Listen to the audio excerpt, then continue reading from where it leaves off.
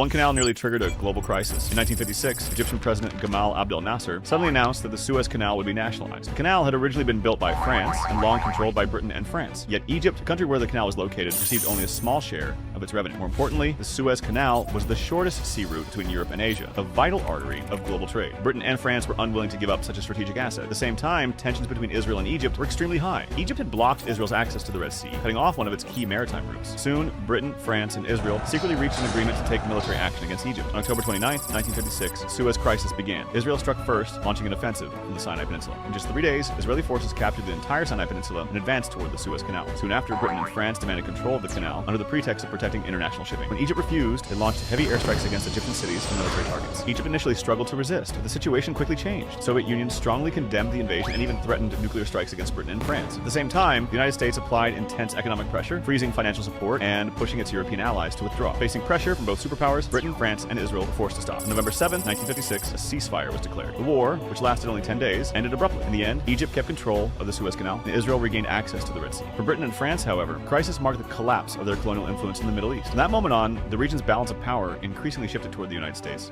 and the Soviet Union.